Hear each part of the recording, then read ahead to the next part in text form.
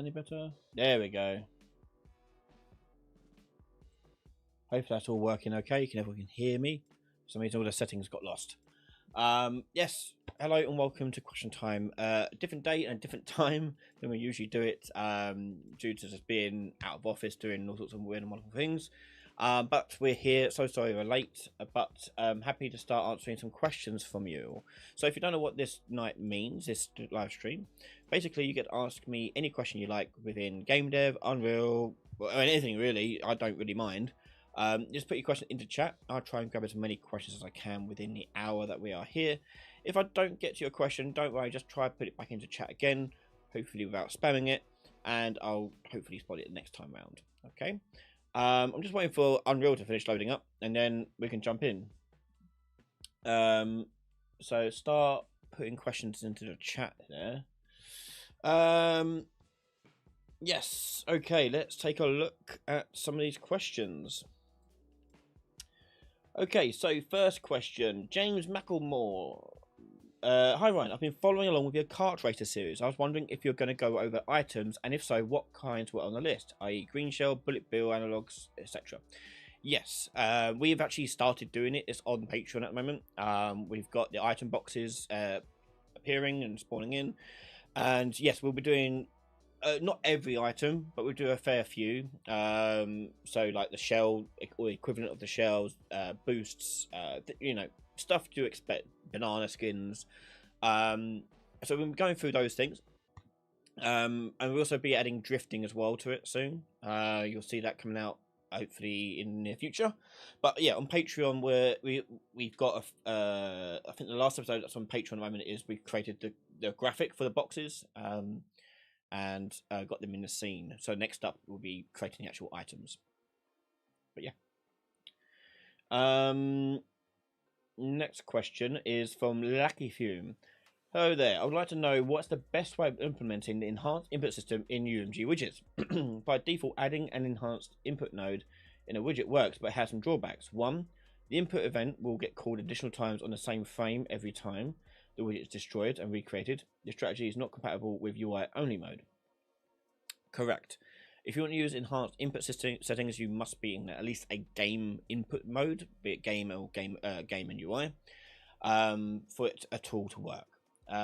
As for the input event getting called additional times on the same frame each time the widget is destroyed and recreated, I'd be interested to know in what case you're the specific case you're doing with that. As it hasn't been my experience, but I don't know, you may be doing something a bit different than what I've probably tried in the past. So I'd be interested to know a bit about that. But if you want to do it and implement it in a different way, such as in UI only mode, you're going to have to do it the old fashioned way without using enhanced input systems. So using the overrides for the key downs and so on. Next question. Lestrade. How can you make breakable boxes that break when line trace hits them? So that will be using the chaos destruction, which is relatively simple to set up. We need to create an object first for help. Let's put in a cube like that. Yeah, that'll do. And then we're going to go to our fracture mode. With it selected, go new to generate a new geometry collection, and we'll just chuck it in the content here. Yeah, fine. Okay, and there it is. So we now need to fracture it. So we'll just hit uniform, fracture, fracture, fracture a few times there, like that. Okay, so this is a solid cube. If you want to be a hollow cube, you do have to make the mesh hollow. Okay, so do be aware of that. So if you are going to do that and you want to model your own hollow cube like a box, which I assume is what you're trying to do, you'll get your cube out like this. And what we're going to do is we're going to duplicate that.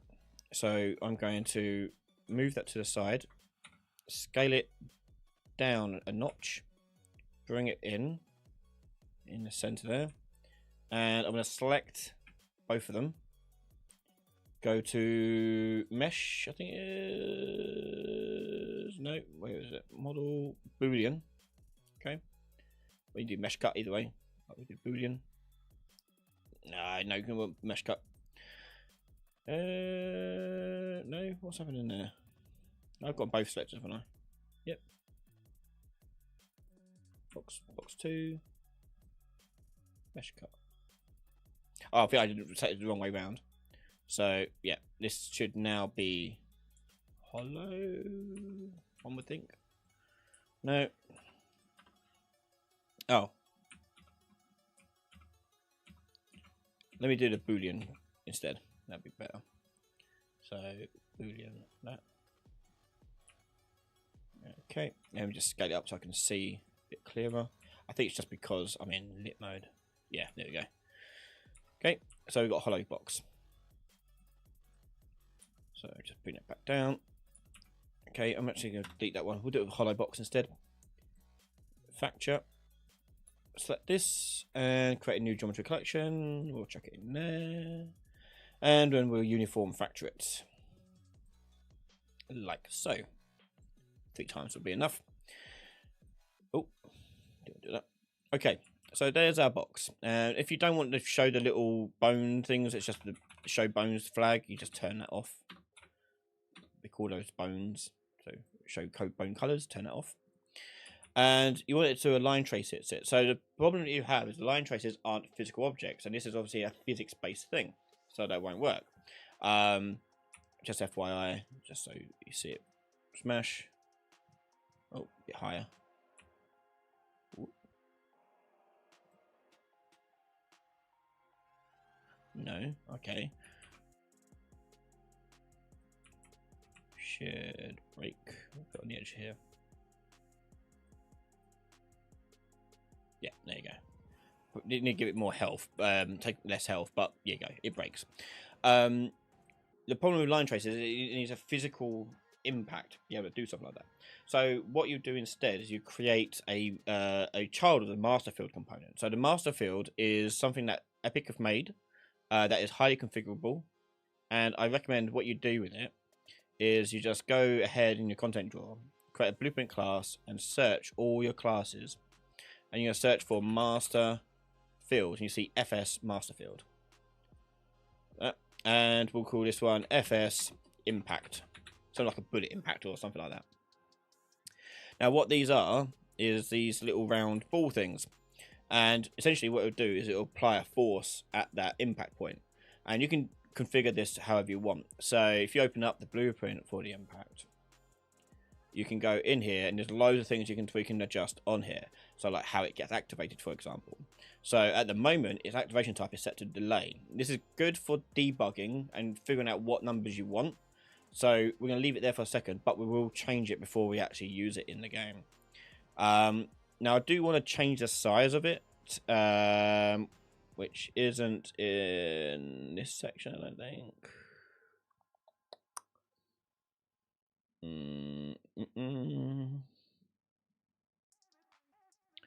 Just search for it. Radius. I think it's just using radial vector anyway. Yeah, okay, so we won't worry about that. We'll just bring that down a bit. So radial magnitude, we'll bring that down. Well, for now, I'll just do it as is, so you can see what it looks like. So yeah, if I put that in there, put it in the edge. So like, let's say it's like a bullet hits that point now. I can simulate it, and it'll do that. Okay, so if you want it to be like that, you can do, but obviously you can adjust the various things on it. So, for example, let's say I want to bring down the amount of damage it does, or like the amount of force it has. So I can go and apply external strain, got magnitude, radial. There you go. Apply linear and radial velocities, and we're going to do radial magnitude of 200. Okay, so simulate that. It won't be as much of a push, you see. It's a little bit. So you just adjust that accordingly to what you want it to achieve. In terms of its scope, like how much space it takes, we scale that down and then simulate that. Yeah, it's not going to even do it. It's too small. So let's make it a bit more stronger. It might be better to do it on like the edge here. Ooh. Like that. Let's just up the radial magnitude here again.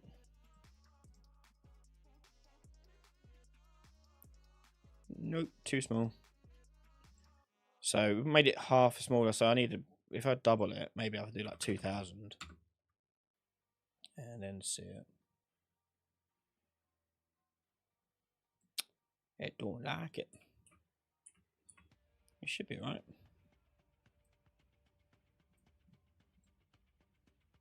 There you go.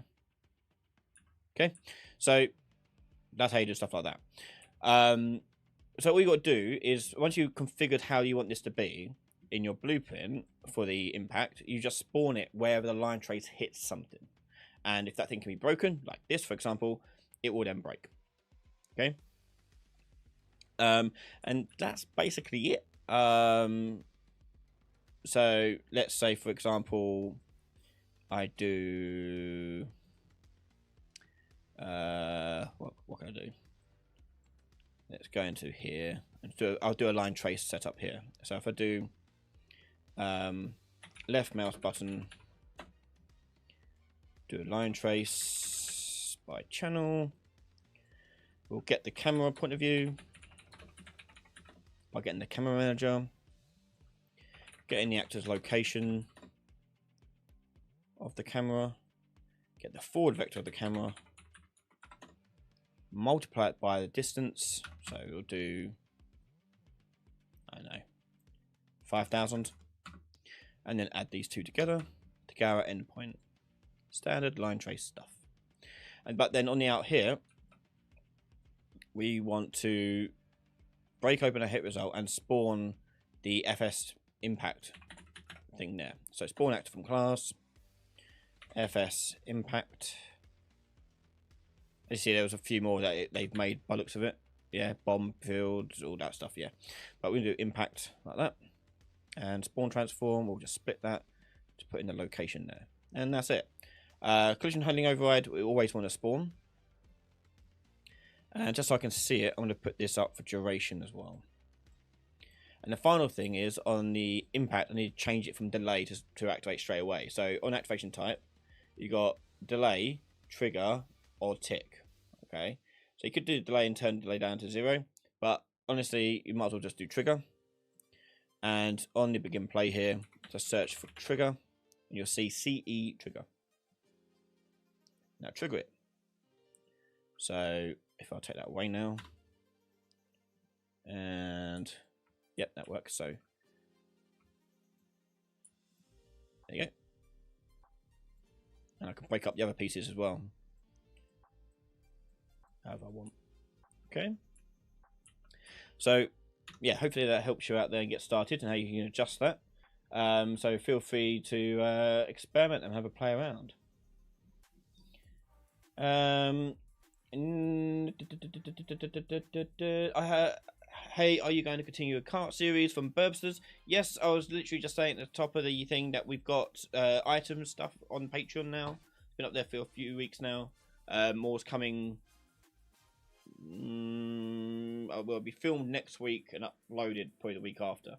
But we're on the item stage now of the kart, and then it'll be drifting, and then we're pretty much done. Okay.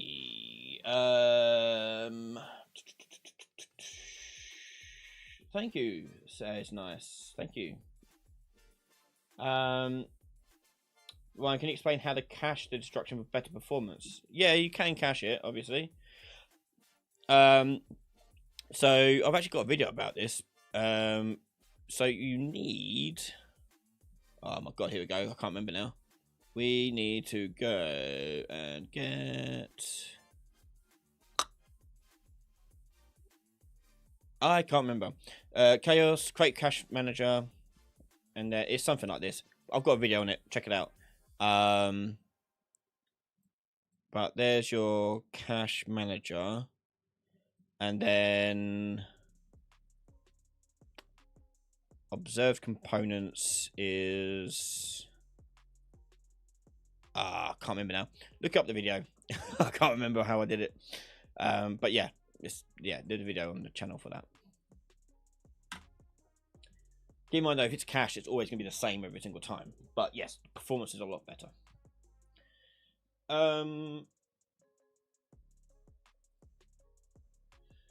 Next question.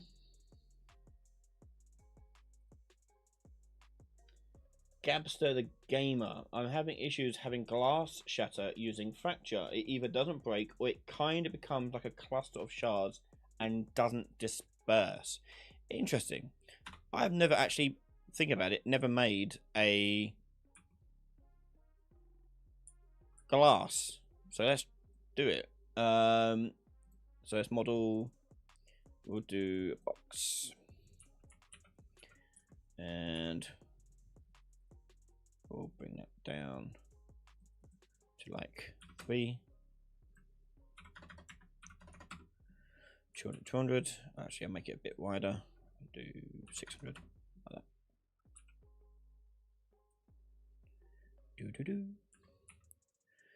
Okay, so to fracture this, we're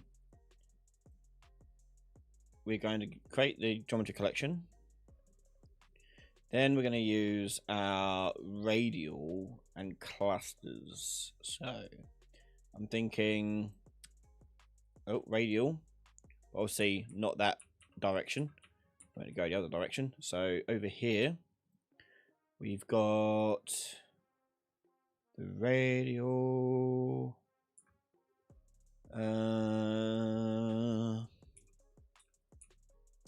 Then I can move it, but I don't want to move it like that. I want to rotate it. Can I just rotate? No, I have to rotate the whole thing. Yeah, use Gizmo. It should be like that. Oh, I'm using it on Gizmo. There you go. There you go. So we'll add that in there. That in there. And then I'm going to go cluster. And move that. Ooh. Okay, we can't move the cluster. I can't move the cluster. Ah.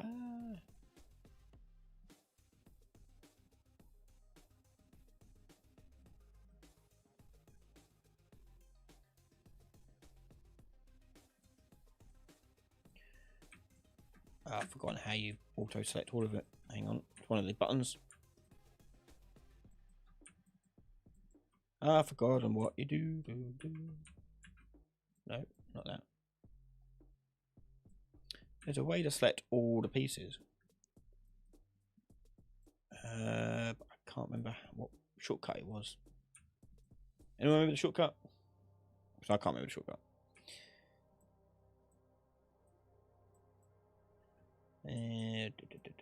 Not control, shift alt. No. Shift control A. Shift control A. There you go. Shift control A will select all the bones, and then we're going to cluster break those. There we go. Why is it going weird? Oh no, it's fine. Okay, so there's a bit there. I'm going to put that on the floor. Selection there. We're going to still use our FS impact, but I'm going to make it a lot weaker. So let's go over here. Radial magnitude, we'll bring that way down to like 100.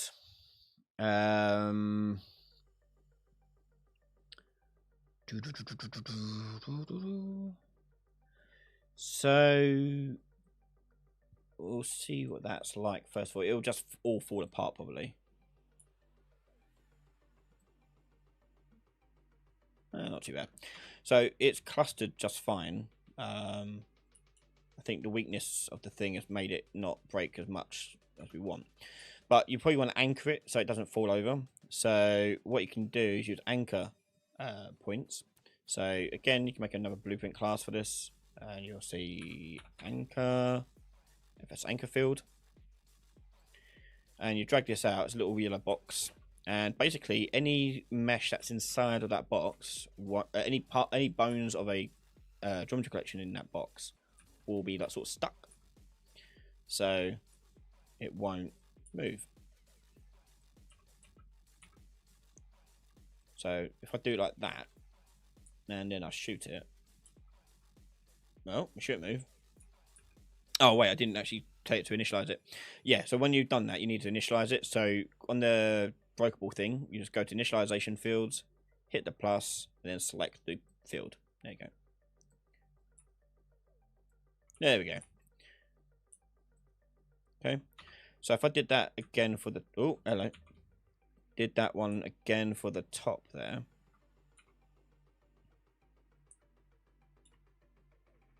Like that. And then add another field on here.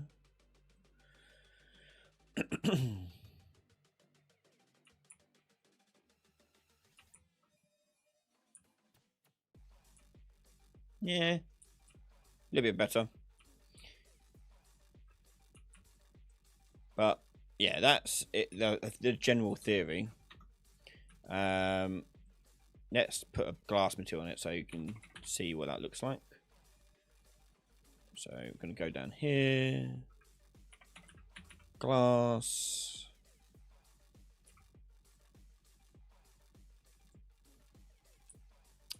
Oh, that's interesting. The fractures show up. So we probably, as soon as it takes a hit, you want to swap it out for the geometry collection one, because the glass refractions are going to shadow the breakage already, which you don't want. That's an interesting problem to solve. I'm sure there's a way to do it.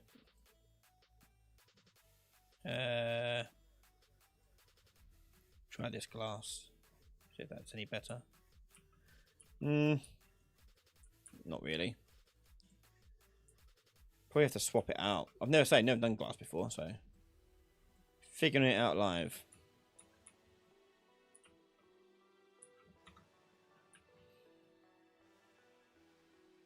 Ish.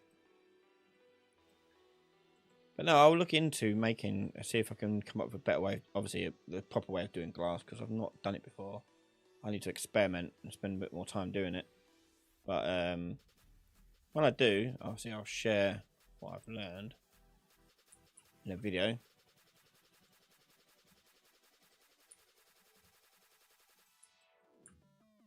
Ish. Trying to make a canvas getting ripped is any way to handle elasticity and tension over the surface easily. I think so. So in the fracture settings, you can do clusters. This level cluster, and then down here auto cluster. And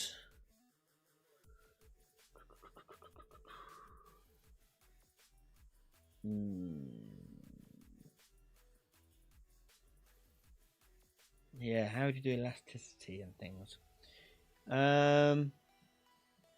Good question. I just realised I just cluster broke it, didn't I? Never mind. Not entirely certain. You might have to just change how it all works down here in the physics settings.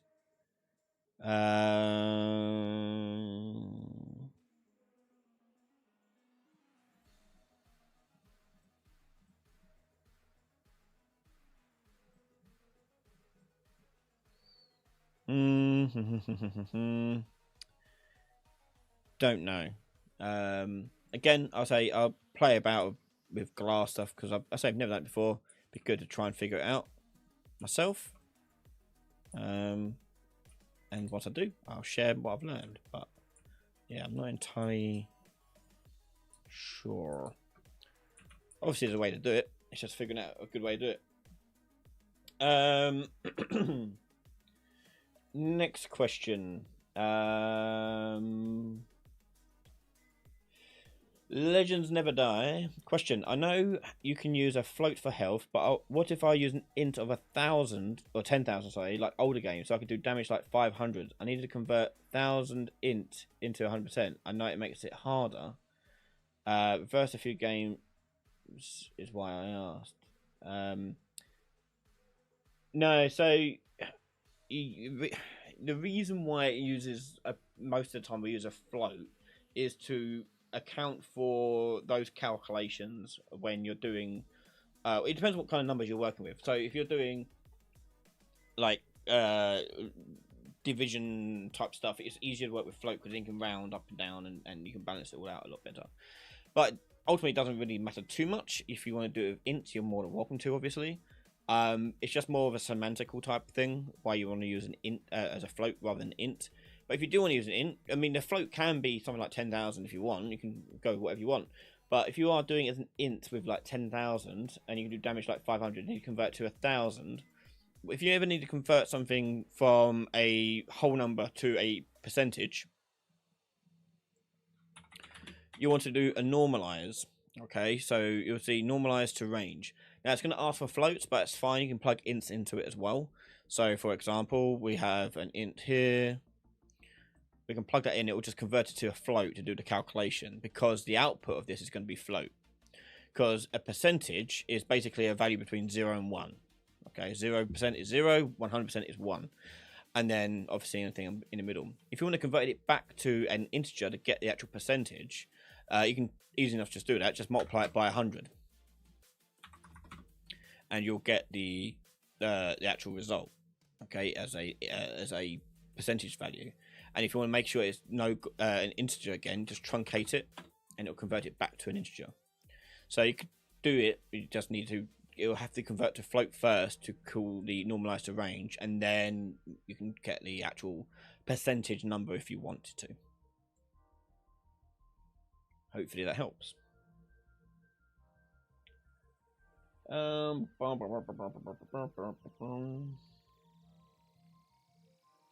Jamie, what's the best way to get a third-person character to play a specific animation when the player interacts with a trigger box, and then return to regular gameplay loop after the animation finishes?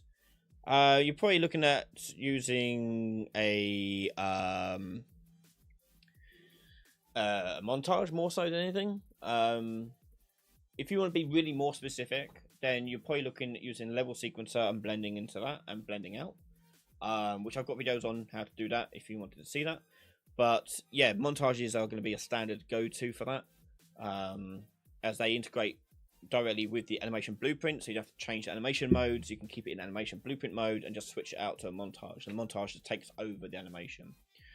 Just make sure that you turn on or turn off root motion based upon your needs, and if also check to make sure if whether or not you want to enable or disable input on the character too. So if you want it to take over completely, it has to have no input from the player, because otherwise the player can move it around. So yeah, be aware about that. How hard is it to make a grappling hook? Not too hard. There's a video on my channel about it. Check it out. It depends on also what type of grappling hook you want to do too. But yeah, check out the one I made on the channel.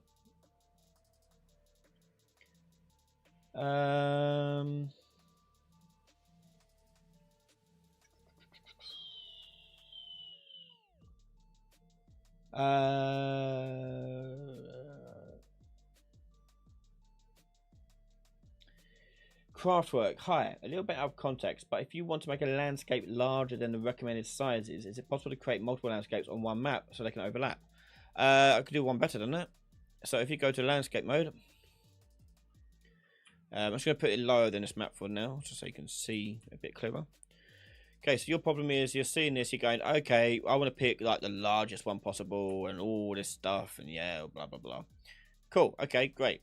So you create your landscape, but you want to make it bigger still. Yeah, you totally can do that, but without having to resort to like making multiple landscapes. You can just build on the same one if you want. So the way you do that is you go back to manage mode. It took me a long time to fly there because I made it too big. Hold on.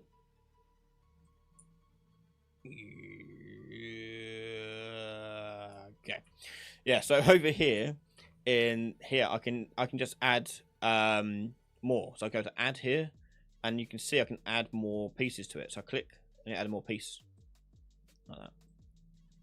And this works even after you start sculpting it. So if I was to start sculpting it, let's turn the strength a bit here and brush size. So I did that, for example, and I wanted to extend it further. I have to go to add here, click, and it will add that bit in. And if you want to make a big bit at once, you got to change the brush size. So this is a brush size of 1, so it's 1 component. But I can add more to this if I wanted to. So let's say I do 5. You can see now it's gonna do 5. It'll lag a little bit, but it'll go 5. Okay, so yep, off you go. But obviously, yeah,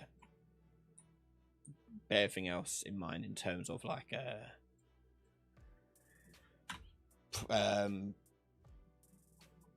performance and things.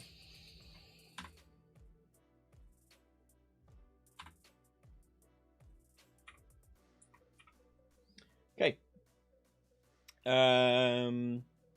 JJ Tittles. Hey Ryan, how can I have the camera rotate independently from the character mesh? Something like the game Liar's Bar, where the mesh is facing the table, but you can get damage instead of right. Oh, it moved. Hang on. Where the mesh is facing the table, but you can look around. Huh?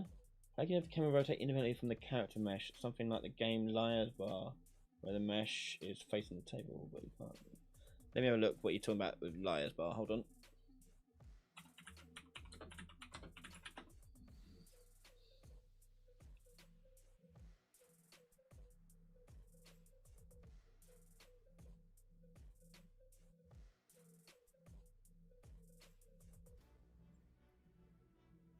Oh, what, you're talking about in first person? Say in third person is pretty much straightforward. In first person, yeah, it's basically take what you know about third person and apply it to that one. So the reason why your character moves with the camera is because like imagine this is now a first person game. Let's just bring the camera boom here to 0. There you go. This will work like what you're saying, where I can move the camera around and the body won't change. Okay, so there's my body. I can move it around, and you can see it won't change the direction of the body. That is because the third-person character here has a special thing turned off, which is on the class defaults. You want to turn off use controller rotation yaw. That with that on, as the default is on. It basically means that the body will, or the mesh itself, will rotate along with the control rotation, which is the camera, which you don't want to happen. So you turn that off for what you're trying to do. The second thing to check as well is your character movement. There's a rotation setting here. You want to make sure use controller desired rotation is turned off, as that will do the same thing but with a blend of speed in it. So yeah, just turn those off and you should be okay.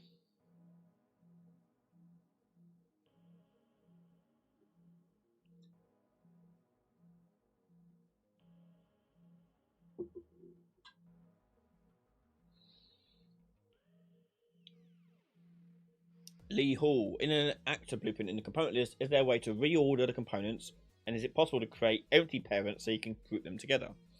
You come from Unity background where you create game objects and parent-child game objects. Yes, it's just named differently, presented differently. So, for example, so the groupings that you're seeing here are parent and child relationships. So the camera here belongs to the camera boom, right? So let's say I was going to add to this thing here. Oh, actually, I'll do a blank one, make it a bit easier to see what I'm doing. Okay. So let's say we've got a sphere here, and I want to add a cube to it, whatever. The cube is now part of the sphere and part of that grouping. Okay, so that is grouping there. Now, if you want to have like a invisible group, okay, so I want the sphere and cube to be in the same group, but I don't want them to be parent-child relationship.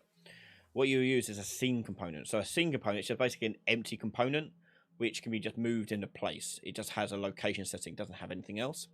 So I can attach my sphere and my cube to my scene. So it's all grouped up like that. And if you want to label it, you can do group. And these all work together now if I select the group. And if I choose a sphere, I can move the sphere up here, independent from the cube. But I click on the group, I can move the whole thing together like that.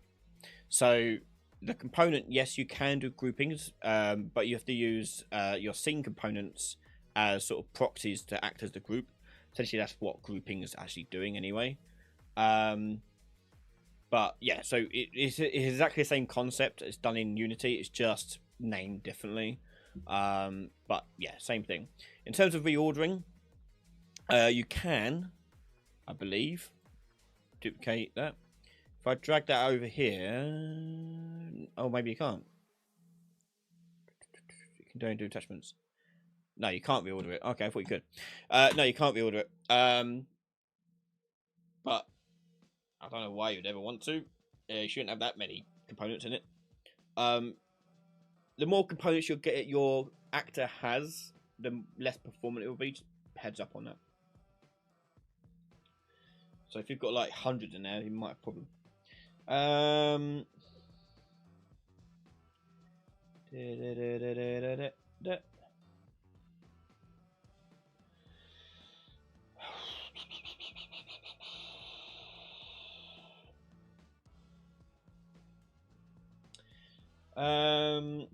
Yeah, Lee, there might be a plugin or something that might help with that. I don't know, but it's not a big thing.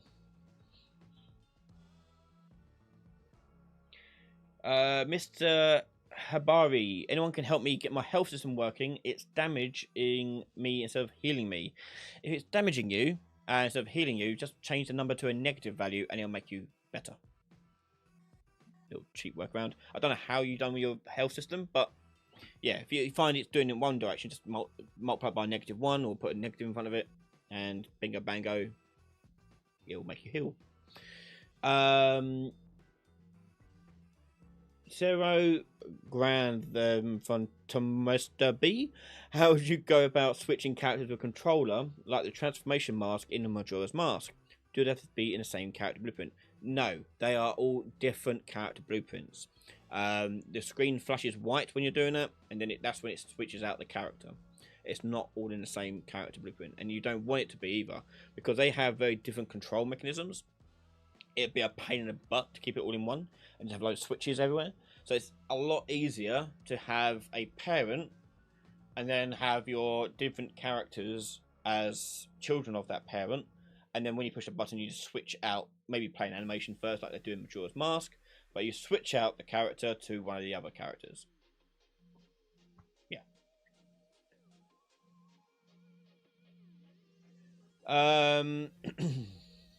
Ben, is that correct? I'm just confused. People say to put all your systems in components. Yeah, everything with it is within reason. Like what I'm saying, you're fine with 10, 20 components, but if you're going to put in, like, I've seen people do like whole buildings and things like that in the components, and like it's made of hundreds of things. Don't do that. But you're fine for everything else. You don't want to have like crazy amount.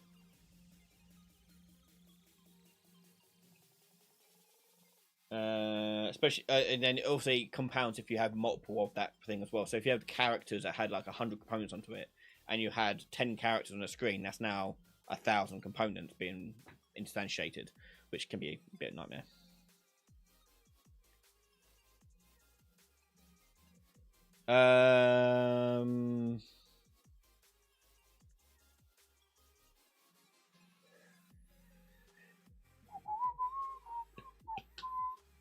Next question.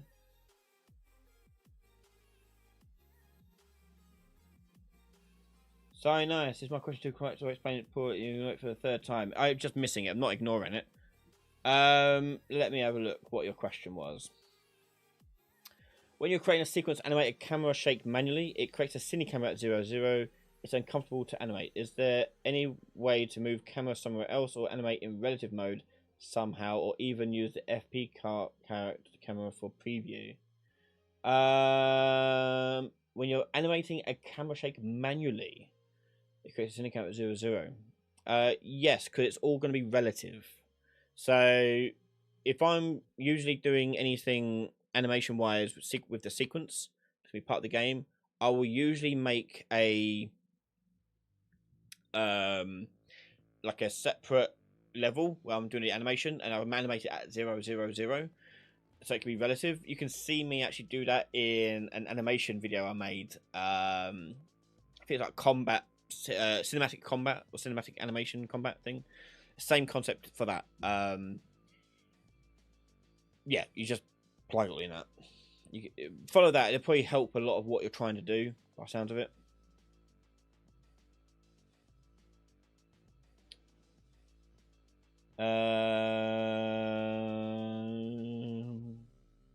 Next question.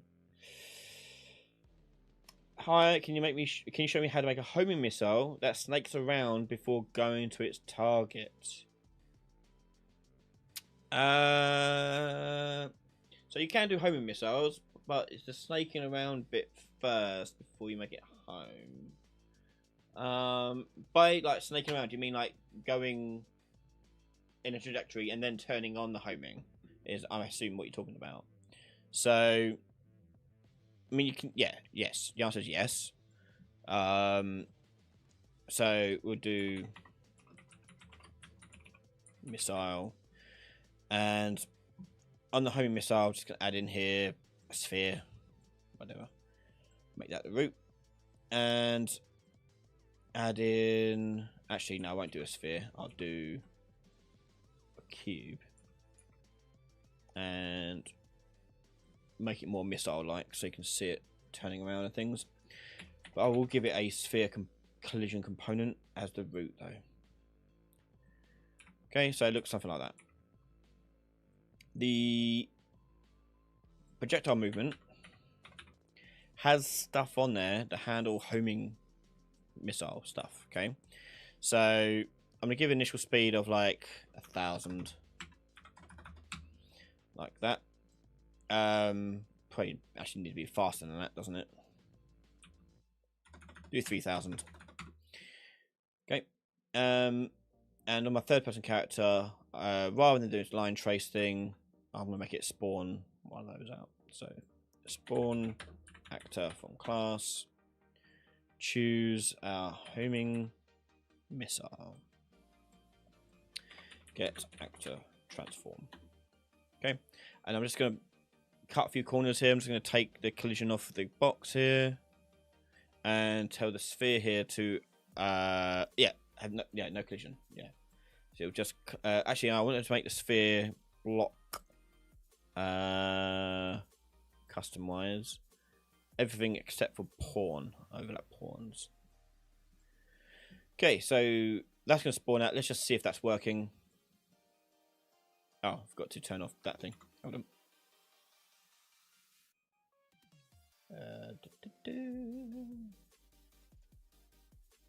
And I think I forgot to also.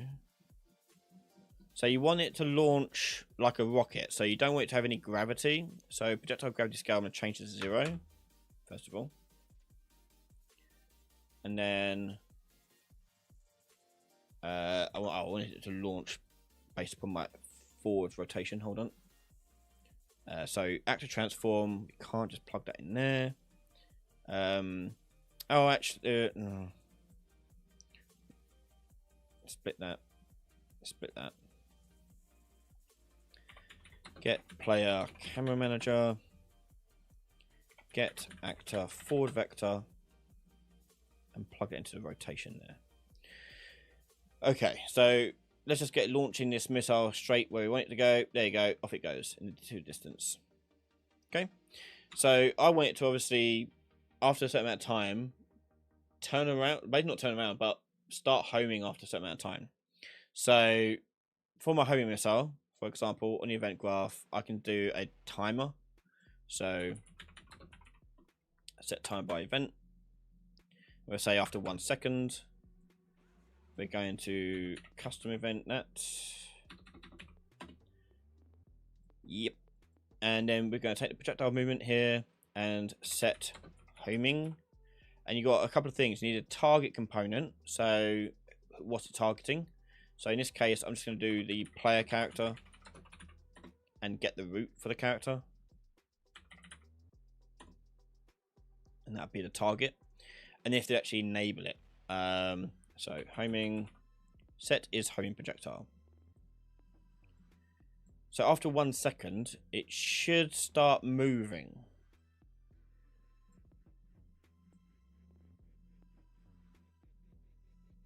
The wrong way. It's just okay. Why is that not working? It might be in here.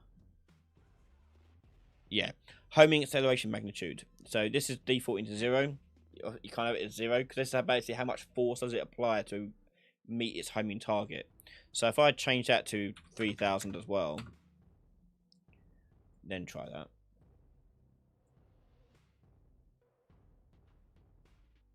Boom. Yeah. Oh. And if I come back, yeah. So you can do things like that. As for the actual snaking around part, I mean, you'd have to like,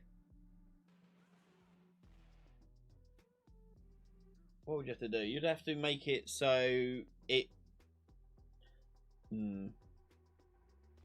So if I change the homing velocity down from 3000, let's change it to 1000. It should take a longer turning circle, I'd imagine. No. No. It just means it takes more magnitude to push it forwards. I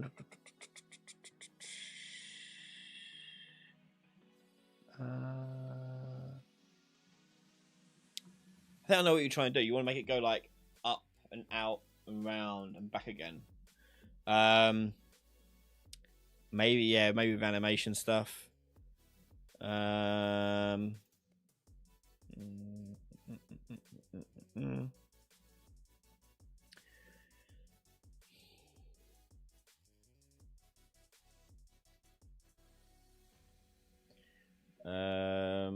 The rotation follows velocity. And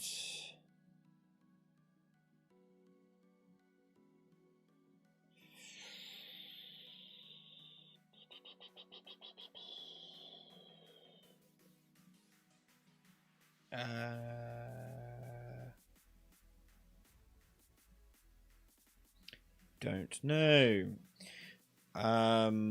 Maybe interpolate the rotation, but I don't see how that would affect it.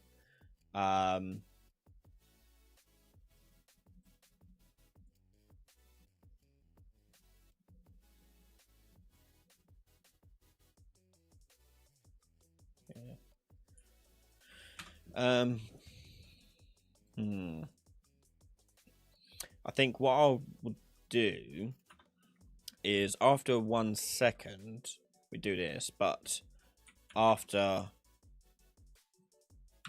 half a second I'll turn gravity on.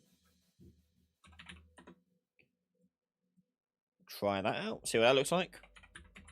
So a lot of the time when you're developing things, it's literally just doing stuff like this, just trying out different ideas and seeing if it works. There's never a one-stop solution for everything. So we'll turn gravity back on to 0.6. So it's got a bit of a dip to it after half a second.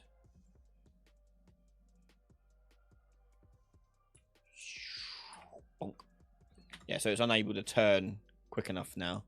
So if I need to turn the homing velocity back up, so let's do 3000.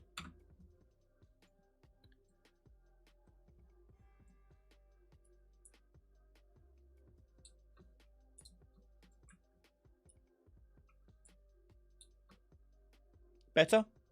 Yeah. Zigzag. Oh, you wanted a zigzag? Oh, that'd be an animation, mate. Yeah, it'd be just the animation. If you wanted to zigzag, you can code it to do that if you want. Another thing you could probably do as well, Let me just change the timings of this so we can see it zigzag a bit better. So if I... Actually, no. Let's do... I mean, you can either zigzag the actual rocket, or you can zigzag the particle effect it leaves behind. But if we are going to zigzag it, you could probably do a thing where we maybe on tick, possibly. Let's try it. On tick is change the trajectory of the movement. So the movement down here, there is a setting for velocity. Okay, so it's 1 in the x and 0, 0. We can manipulate that slightly. So what I'm thinking of doing is doing a sine in a sine degrees, put that in there, and then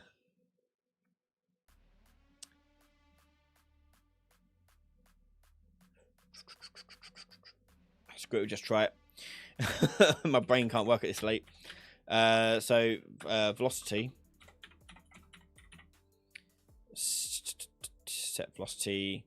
So we always want it to go forward, so 1 is always going to be an x here, but we're going to split that in the y. Actually, I wanted... No, hold on. I wanted to change it between negative, positive, negative, positive, negative. So that won't work like that. I need to do... what do I need to do? I mean, you could do a timeline. Let's try with a timeline.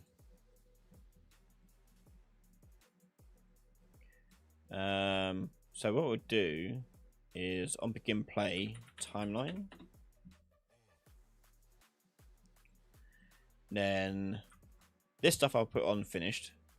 Then on here I'll do update projectile velocity. Keep it going 1 in the x, but then in here I'll have a float track, and we'll make this one go from 0 to 1. Oh, 0, 0 to 0.5, 1 to 1, 0. I should probably make that a bit better than actually 0.25 and 1.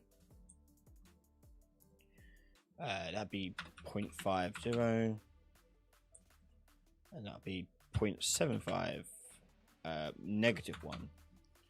Okay, and then I'll just auto that. Now do in 1 there. I'll set it to loop, maybe. So actually I don't want that one finished. I want it just to loop that value into a y there, and then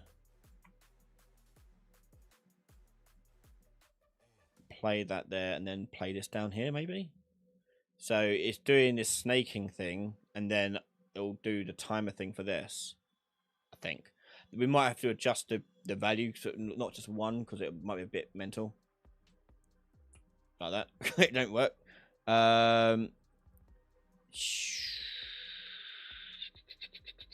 So I probably want to scale this, multiply that by 0.1. Oh no, yeah, 0.1. Try that out. Oh, just realized. No. That's velocity. I need to multiply that by initial speed as well. Oh shoot, hang on. Recombine that now. Make vector 1 in the x, this in the y, multiply that by the projectile movement's initial speed. Initial speed. There we go. That's what we want.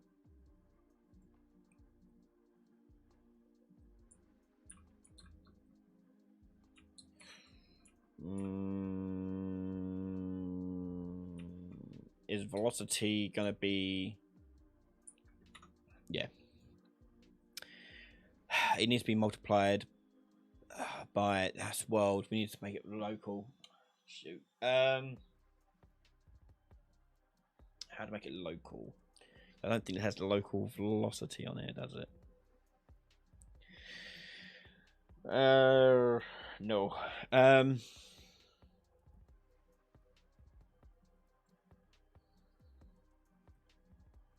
So if I take this, transform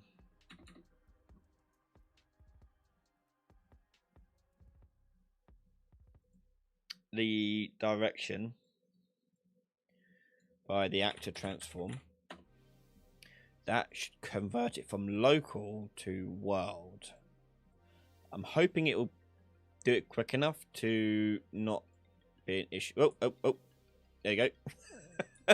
So, yeah, off it goes. So what I'll need to do is tell it to stop doing the timeline on this event, which becomes a homing thing. So we'll take the timeline and we'll tell it to stop. Like that. Oh.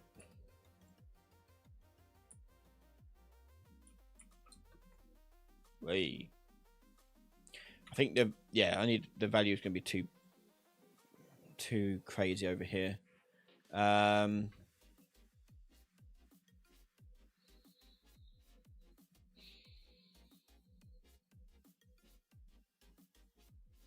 I think what I'll do is change the initial speed here down to 0, and then rather than using it here, I'm just going to hard code it in here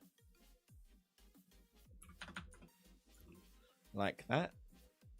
So I think that initial speed and initial velocity are messing with that a little bit. Oh.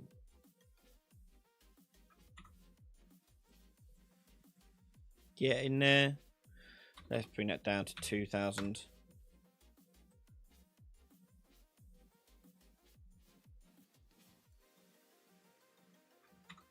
Might need to adjust the Y so it's not so big. So let's change it to 0.01.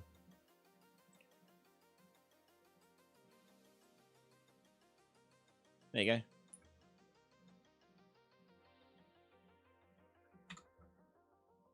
Yeah, I think that's not too bad. I think it just needs a bit of adjustment, and we're getting there. So maybe 0.03, and we'll give this a bit longer as well. So let's say 2 seconds longer there. We'll say 1 second for the gravity.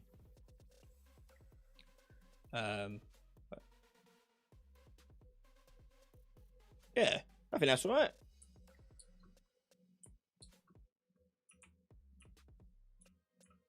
What do we think?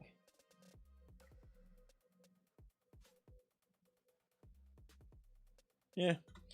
So apply that to a particle effect as well.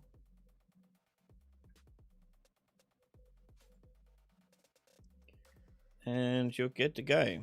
So we'll do a quick ribbon.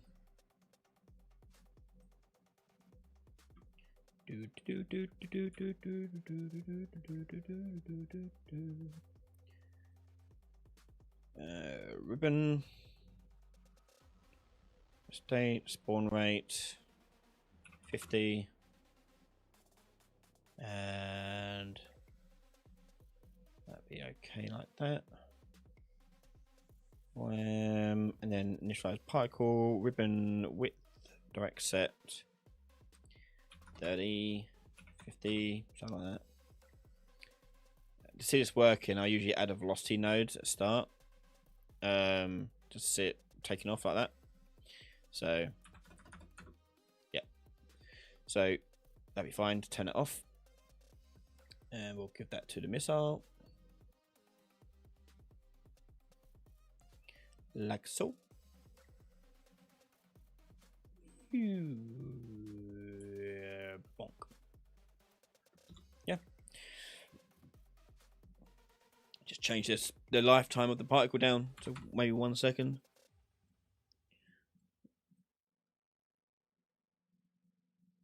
Yeah. Looking all right. Looking all right. Thank you so much for the donation, USP.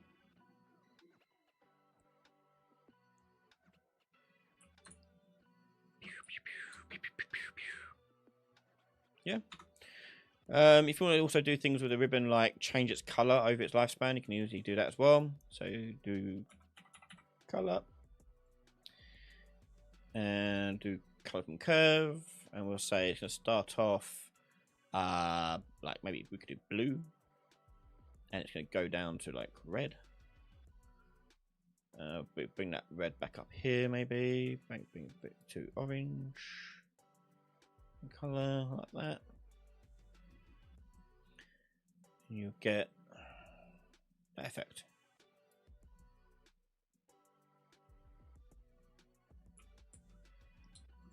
So here's some nice little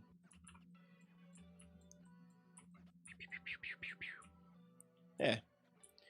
So this so the thing I like doing about these live streams is showcasing that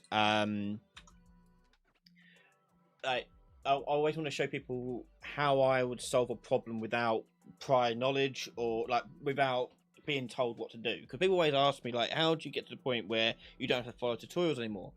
And so I want to show people that there's a working out process. It's not just like, oh, I know exactly how to do that. It's more of like, I know roughly what I want to try, so let's try a few things here. So with the zigzagging thing, I was like, okay, well, we could fake it with an animation, but ultimately what we're doing is we need to push it left and right a bit, only a little bit. So that means adjusting its velocity, because velocity is direction and speed. So if you know you need to adjust the velocity somewhat over a certain amount of time, then that led me to a timeline. And then it was just, you saw me realize, oh, wait, it's changing it from a local, I want to make it a local calculation, because it's a lot easier to calculate local, to a world location. So we use transform to handle that. But you can kind of see my working out process. Yeah, it's not an instant know exactly what we've got to do. It's taking each little step at a time and solving each problem at a time. So the first thing I've done was I worked out how to do a missile launch off. Good, got that done. Then I worked on, okay, after some amount of time, I wanted to start homing back to the player. Got that. And then I wanted to make it, say, start dipping with some gravity. Got that.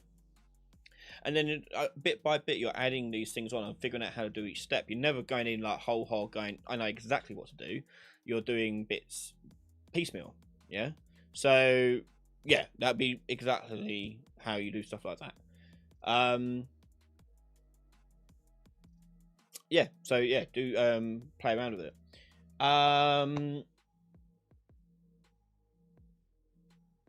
Yeah, try and work it out the same way. Yeah, have fun with it. And yeah, play about with these stuff still. Like for example, we can also do like ribbon width scaling. We'll scale that by normalized age. Normalized age. I'll do a curve. Float from curve. Yeah, that'll do. So now taper.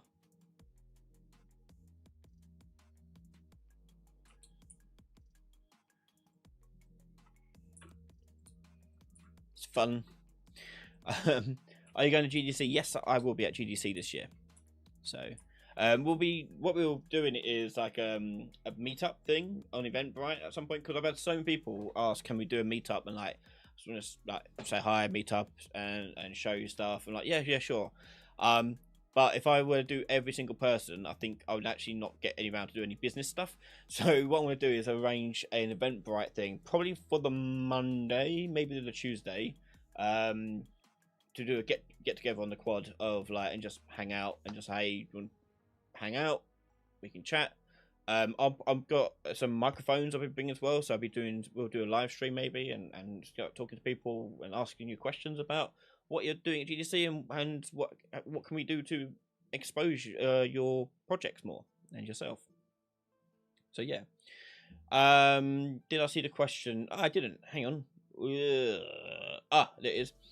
Ryan, can I use blend spaces for 90-degree turn? Oh, hang on.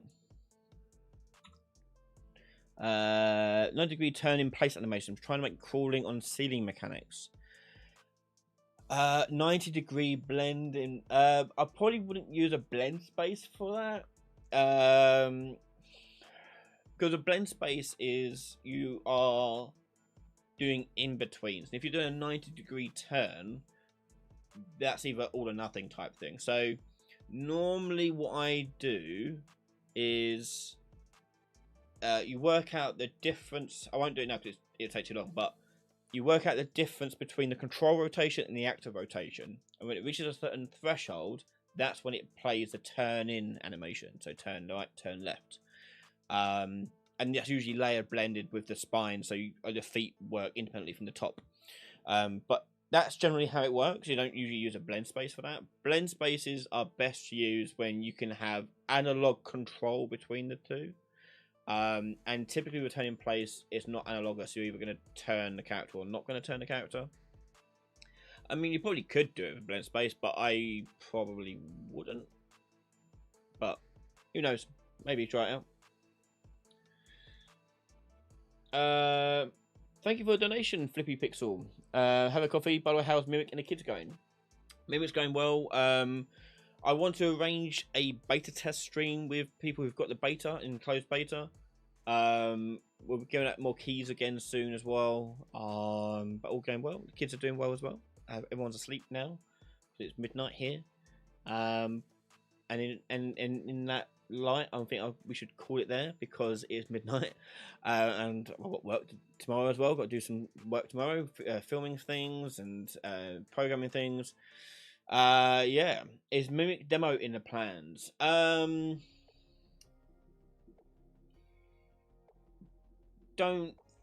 know. Is the answer. Is a quick answer to that. There's lots of other things to figure out. Yeah. How close is Mimic to release? We're in closed beta. It depends on how well that goes. But at the moment, it's kind of fluid because I'm so busy doing other things, like top secret things I'm working on. So, like the workload is getting spread thin and far between. So, hard to pin down exactly when it'll be out. But we're going to GDC, hoping to meet some publishers there to help us get out the door. And maybe I can hire people to help me get it out the door too. So yeah, looking forward to getting it done. But I must go. I can't keep answering questions. I'm so sorry if I didn't get around to your question. But we're back again next week, so feel free to come by again next week and ask a question then. In the meantime, we've got videos coming out on tomorrow, Friday.